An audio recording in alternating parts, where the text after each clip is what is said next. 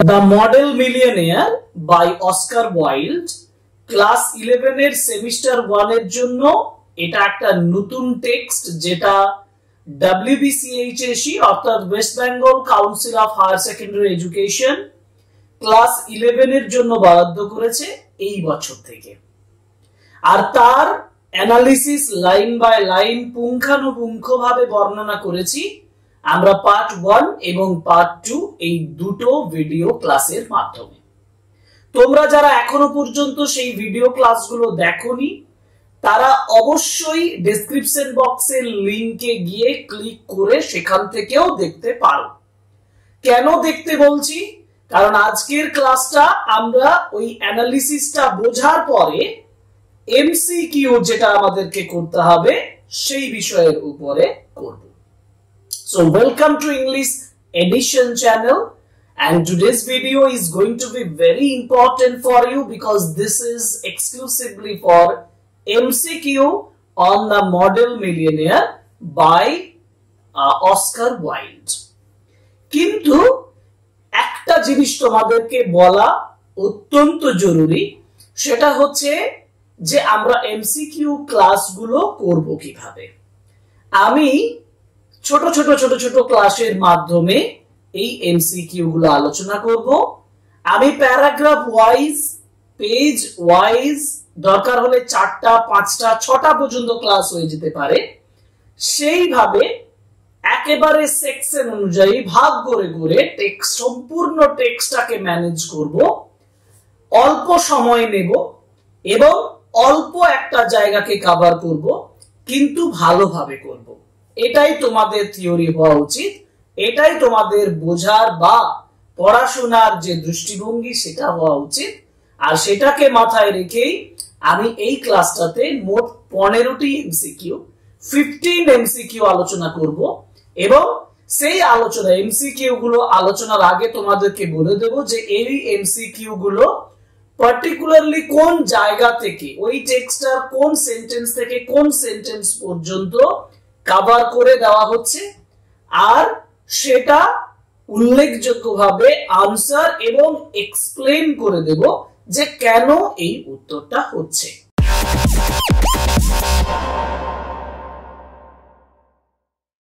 Oscar ওয়াইল্ডের the model millionaire টেক্সটের introduction part থেকে, অর্থাৎ অস্কার ওয়াইল্ড এবং এই টেক্সটের সম্পর্কে বেশ কিছু ধারণা ক্লিয়ার করার জন্য কিছু কিছু ইনফরমেশন আছে যেগুলো আমাদের প্রথমে পড়ে নেওয়া দরকার। আমি সেই অংশটা একটু তোমাদেরকে দেখিয়ে দিই ইম্পর্টেন্ট হিসাবে এমসিকিউর জন্য তোমার কাছে কি কি কোশ্চেন আসতে পারে। যেমন অস্কার ওয়াইল্ড, স্পেলিংটা ভালোভাবে লক্ষ্য করবে। যদি তোমাকে বলে who is the author of the model millionaire, সেক্ষেত্রে স্পেলিং এর উপরে একটা এমসিকিউ এমনি ঘুরিয়ে দিতেও পারে তোমাদের স্যারেরা। 1610 1854 টু 1900, 1854 থেকে 1900, অর্থাৎ এই টাইম স্প্যানটা আমার কাছে ইম্পর্টেন্ট। আরেকটা ইম্পর্টেন্ট বিষয় হচ্ছে তিনি হচ্ছেন একজন আইরিশ প্লেরাইট, মানে আয়ারল্যান্ডের একজন নাট্যকার, নভেলিস্ট ছিলেন, পোয়েট ছিলেন, স্টোরি রাইটার ছিলেন। Known for his barbed and clever wit, he was one of the most successful playwrights of the late Victorian London. অতএব লেট ভিক্টোরিয়ান লন্ডন মানে ভিক্টোরিয়ান এরা বা ভিক্টোরিয়ান যুগ, তাতে তিনি বিলং করতেন। এটা একটা important information. Written in an era when the gap between the privileged and the deprived, খুব ইম্পর্টেন্ট, এই বিষয়ের উপরে সম্পূর্ণ স্টোরিটা তৈরি হয়ে আছে। সেটা হচ্ছে the gap between the privileged and the deprived. এই বিষয়টা খুব ইম্পর্টেন্ট যে প্রিভিলেজড এবং ডিপ্রাইভড এই দুটোর মধ্যে যে গ্যাপ, সেটা ইম্পর্টেন্টলি এই স্টোরির subject matter. And this story tells us how a poor yet kind young man gets the recognition he deserved. এই অংশটা আর কতগুলো ইনফরমেশন হয় সেটা আবার পরের ক্লাসে ইন্ট্রোডাক্টরি ভাবে আমি আলোচনা করে দেব। আজকে তোমরা এই তিনটে জিনিসই মনে রাখবে। একটা হচ্ছে অস্কার ওয়াইল্ড, নাম্বার 2 হচ্ছে আইরিশ প্লেরাইট, নাম্বার 3 হচ্ছে ভিক্টোরিয়ান লন্ডন, আর নাম্বার 4 হচ্ছে the gap between the privileged and the deprived, যেটা গল্পের শুরুতে উঠে আসছে।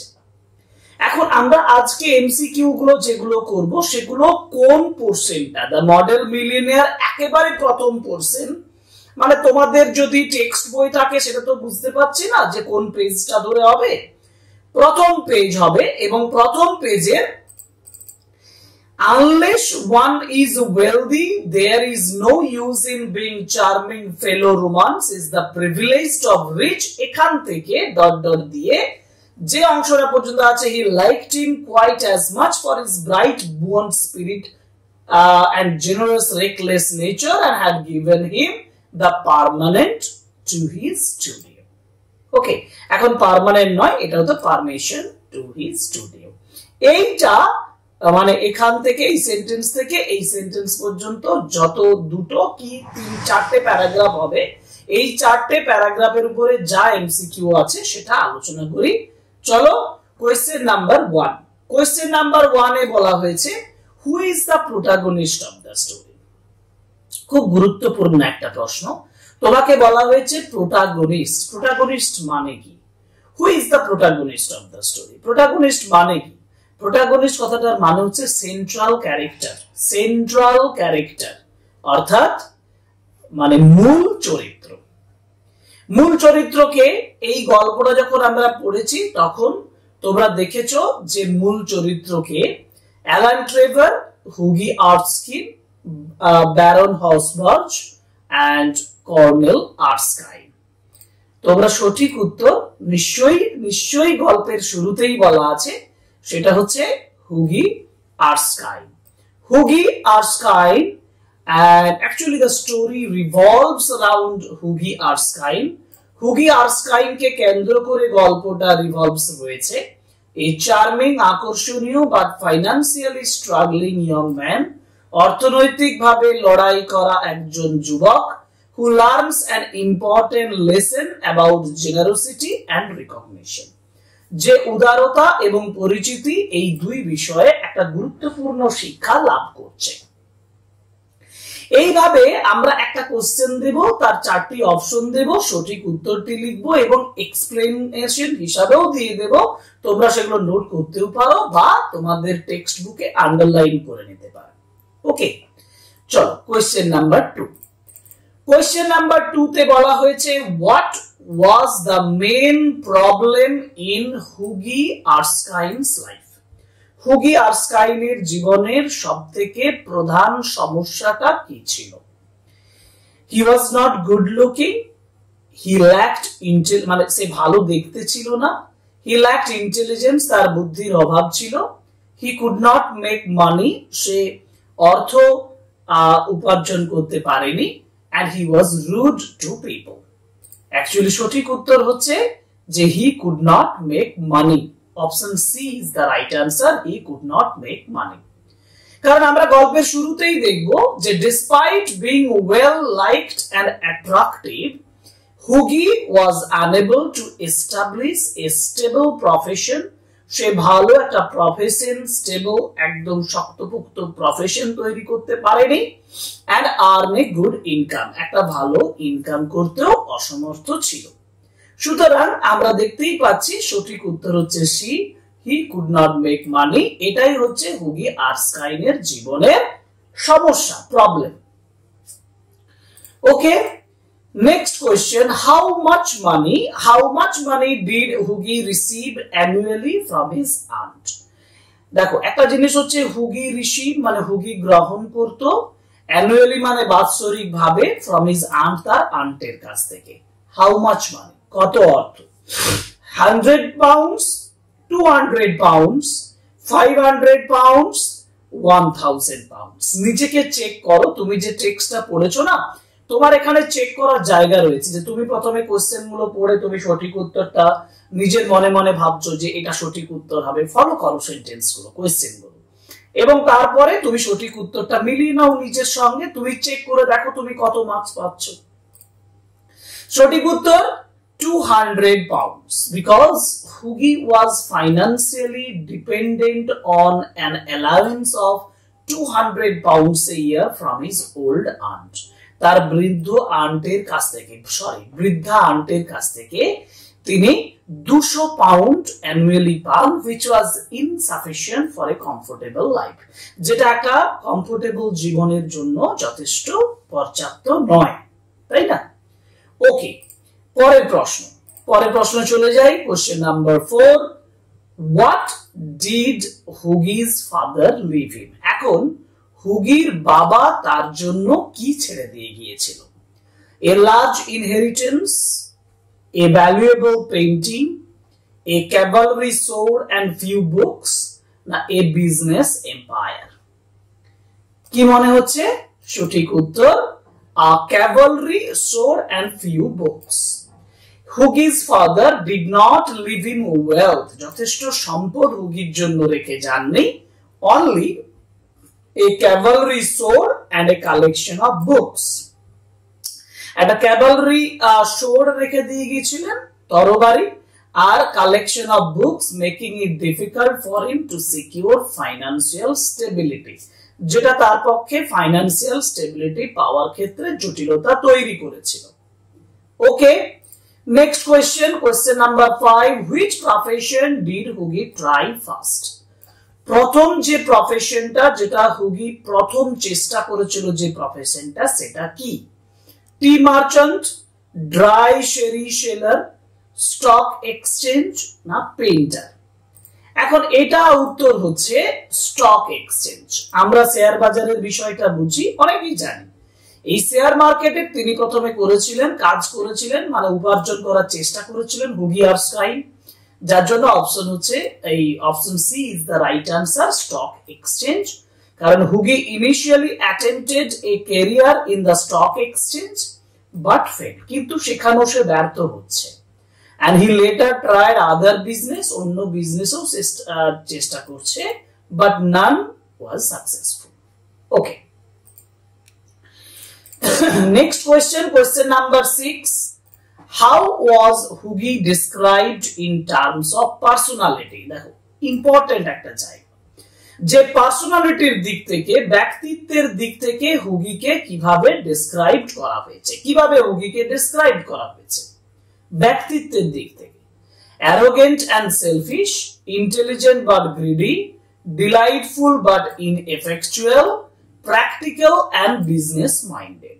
আরো একবার বলি, arrogant and selfish মানে খুব উদ্ধত, স্বার্থপর; intelligent but greedy, বুদ্ধিমান কিন্তু চালাক; delightful but ineffectual মানে আনন্দপূর্ণ কিন্তু ineffectual; এবং প্র্যাকটিক্যাল এন্ড বিজনেস মাইন্ডেড, যথেষ্ট মানে প্র্যাকটিক্যাল, ব্যবহারিক জ্ঞান সম্পন্ন, এবং বিজনেস মাইন্ডেড মানে ব্যবসার মন খুব ভালো ছিল। তাহলে সঠিক উত্তর কি হবে? সঠিক উত্তর হবে ডিলাইটফুল বাট ইনএফেকচুয়াল। কেন? কারণ Hughie was charming, popular and kind hearted, but এই যে ইনএফেকচুয়াল এর জন্য যেটা বলছি আমি, সেটা হচ্ছে but he lacked financial skills and steady professions, making him ineffective in practical life. ব্যবহারিক জীবনে তার যে ineffect সেটা ধরা পড়ছে, কারণ he lacked financial skills and a steady profession. Okay, next যাব question number 7, what did the author mean by romance is the privilege of the rich, not the profession of the unemployed in the story? প্রশ্নটা হচ্ছে what did the author mean by this phrase, যে romance হচ্ছে বড় লোকেদের সুবিধা, not the profession of the unemployed, যারা employed নয়, কাজে নিযুক্ত নয়, যারা কর্মহীন, তাদের জন্য নয়। তো অপশনস গুলো হচ্ছে অর্থাৎ কি বোঝাতে চাইছেন এর দ্বারা? Only poor people can experience true romance, মানে একমাত্র দরিদ্র মানুষেরাই true romance উপভোগ করতে পারে। Love is equally accessible, love মানে উভয় পক্ষেই গ্রহণযোগ্য, to both rich and poor, ধনী হোক দরিদ্র হোক।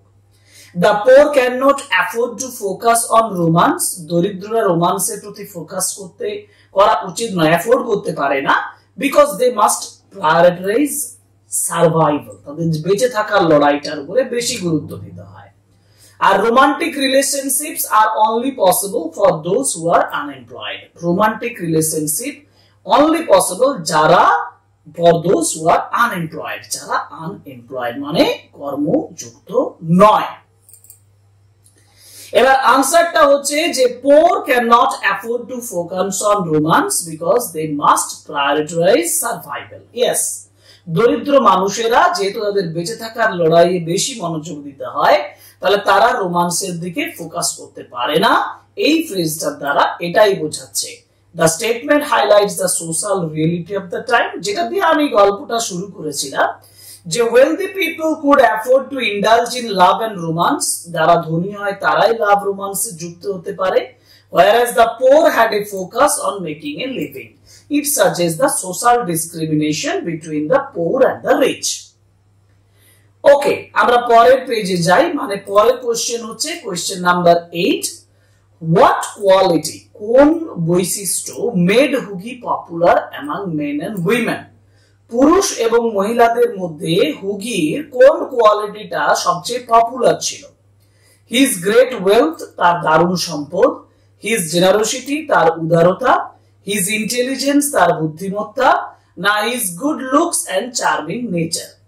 আমরা বুঝতেই পারছি সঠিক উত্তর হচ্ছে his good looks and charming manner, because this was the wealth that Hugi had.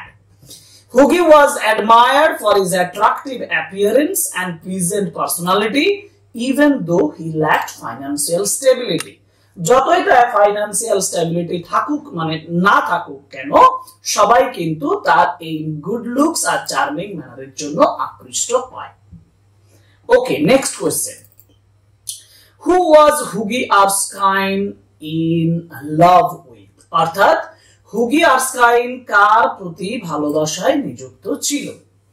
A wealthy widow, Alan Trevor sister, Laura Merton, a famous actress? সঠিক উত্তর লরা মার্টন। কেন? কারণ Hughie was deeply in love with Laura Merton, the daughter of a retired colonel. Retire করা একজন কর্নেলের মেয়ে ছিলেন Laura মার্টন। সেই Laura মার্টনের সঙ্গে হুগি আর্সকাইনের সম্পর্ক ছিল। কোয়েশ্চেন নাম্বার 10, হোয়াট কন্ডিশন, কোন শর্ত ডিড কর্নেল মার্টন কোন শর্তটা দিচ্ছে set for Hughie to marry Laura? লরাকে বিয়ে করার জন্য কোন শর্তটা কর্নেল মার্টন দিচ্ছে? Very important. আমরা বলবো এই কোশ্চেনটা সব থেকে ইম্পর্টেন্ট, কারণ এটার উপরে পুরো গল্পটা দাঁড়িয়ে আছে। He had to become a famous painter, তাকে বিখ্যাত পেইন্টার হতে হবে। He needed to earn 10,000 pound, তাকে 10,000 পাউন্ড অর্জন করতে হবে। He had to join the army, তাকে আর্মি যোগদান করতে হবে। না he had to prove his loyalty, তার বিশ্বস্ততা তাকে দেখাতে হবে?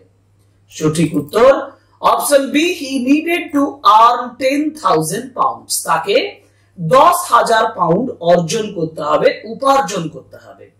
কর্নেল মার্টন লাইকড হুগি, হুগিকে পছন্দ করত, but insisted that he should have 10,000 pounds before considering an engagement with Laura. Lawler সঙ্গে মানে এনগেজমেন্টের কথা ভাবতে গেলে হুগিকে শর্ত হিসাবে 10,000 পাউন্ডের কথা বলেছিলেন কে? Colonel Merton. Okay okay, question number 11, where did Laura Merton and her family live? Laura Merton এবং তার ফ্যামিলি কোথায় বাস করে?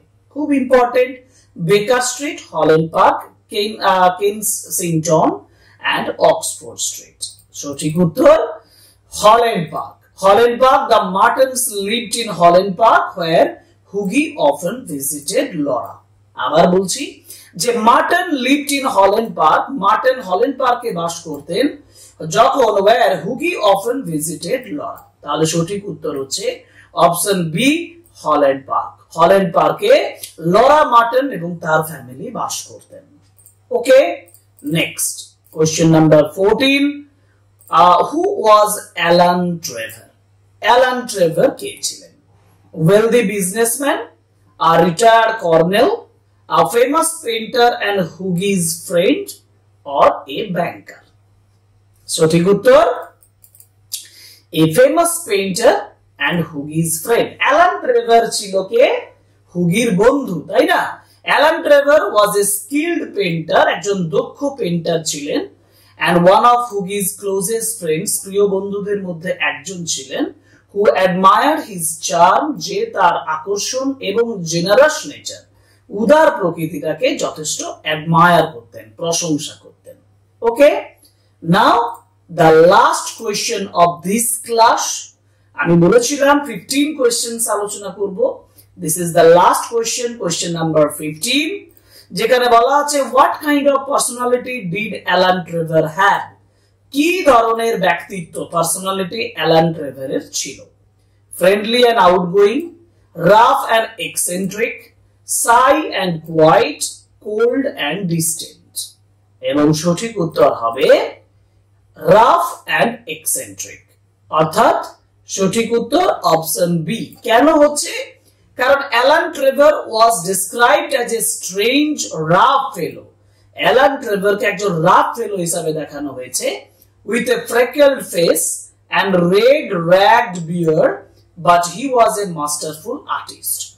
রংচটা স্ট্রেঞ্জ, যথেষ্ট রাফ একটা মেন্টালিটি ছিল, আচরণ ছিল ঠিকই, কিন্তু হি ওয়াজ এ মাস্টারফুল আর্টিস্ট, একজন ভালো আর্টিস্ট তিনি ছিলেন। আমরা যে পোরশন থেকে শুরু করেছিলাম, আমি বলেছিলাম প্রথম কয়েকটা প্যারাগ্রাফের উপরে যে ইম্পর্টেন্ট কোশ্চেন্স গুলো হয় সেগুলোই আলোচনা করব, আর সেইখান থেকে আমরা 15 বাছাই করা কোশ্চেন্স আলোচনা করলাম। কিন্তু এমসিকিউ কোশ্চেন্স এখানেই শেষ নয়, কারণ আমরা আরো এমসিকিউ নিয়ে আসবো পরের যে পেজের একটা নির্দিষ্ট পার্ট, যে পার্টটা থেকে আরো ডিটেইলড এমসিকিউ তোমাদেরকে দিতে পারবো। আমি আলোচনা করব যেমন ভাবে আমি আজকে আলোচনা করলাম, শুধুমাত্র তোমাদের জন্য। তাই তোমাদের কাছ থেকেও একটা এক্সপেকটেশন হিসাবে আমি রিকোয়েস্ট করব যে you will subscribe the channel, তোমরা চ্যানেলটা সাবস্ক্রাইব করবে, আর অতি অবশ্যই লাইক, কমেন্ট এবং শেয়ার করে আমার চ্যানেলটাকে গ্রো করতে সাহায্য করবে। So that's all for today. Thank you very much. See you in our next class. Goodbye.